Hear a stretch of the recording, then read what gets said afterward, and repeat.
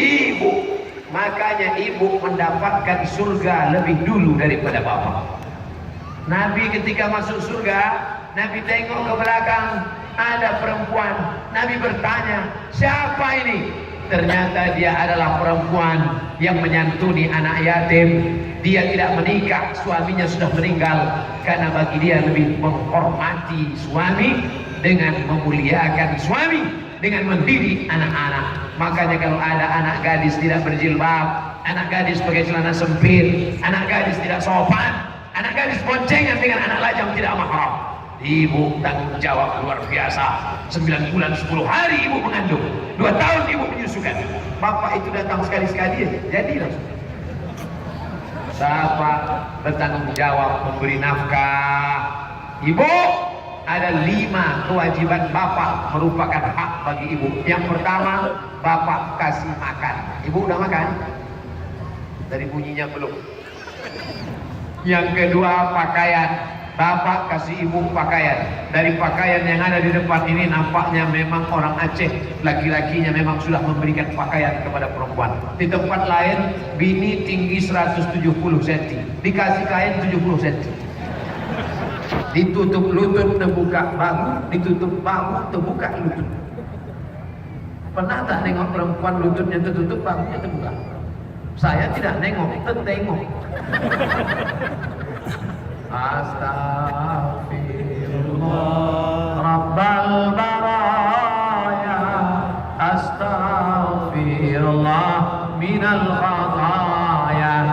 Hai suami, hai laki-laki, hai anak lajang, kalian dikasih warisan 2 kali bagian dari perempuan. Bukan karena Islam ekstremis, bukan karena Islam radikal, bukan karena Islam pilih kasih, tapi karena Islam mengatakan kalian punya tanggung jawab yang besar. Kalian mesti memberi makan istri, kalian mesti memberi pakaian istri. Sekarang banyak perempuan pakai rok pendek karena kainnya kurang. Orang barat pakai rok pendek, lututnya putih. Ini udahlah lutut hitam, berkulis, berkurang. Nauzubillah. Pertama kasih makan, kedua kasih pakaian, ketiga kasih tempat tinggal, yang keempat kasih pendidikan. Hai laki-laki, sebenarnya kalian yang mendidik istri kalian, sebenarnya kalian yang menceramahi istri kalian, tapi karena kalian tidak mampu mendidik, kalian bawa datang pengajian. Perempuan yang hadir malam ini pengajian, pastilah suaminya soleh-soleh karena mengizinkan istrinya datang ke pengajian. Bang, adik pergi pengajian ya. Kemana? Ke Masjid Baitur Rahman. Siapa yang ceramah? Ustaz Somad. Ah, pergilah. Abang enggak? Abang mau main gaplek sebentar. Masih alhamdulillah daripada suami yang melarang istri, kamu jangan pengajian. Bang, aku mau pakai jilbab ya. Jangan pakai jilbab. Buka. Aku tak suka dengan orang pakai jilbab macam nenek-nenek. Rambut pucat 3 warna, merah, kuning, kelabu. Rebonding. Hari ini keriting halus, besok keriting kasar, besok rambut macam durian, besok gundul sama sekali. Mudah-mudahan suami-suami yang macam Fir'aun ini dapat hidayah, amin. Tak juga dapat hidayah, tenggelamkan dia di Laut Merah. Jangan diambilkan, mati dia nanti.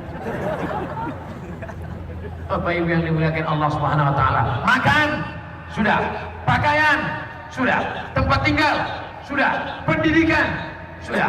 Apalagi yang kelima, perhatian. Karena perempuan ini suka diperhatikan, betul kan? Kalau perempuan tidak diperhatikan, maka muncullah perempuan-perempuan yang mencari perhatian. Mana contohnya perempuan mencari perhatian? Dipakai gelang kaki 2 biji, setiap berjalan kerincing, kerincing, kerincing. Dipakailah sanggul naik macam penuh onta. Sekedar mengikat rambut pakai plastik, pakai ikat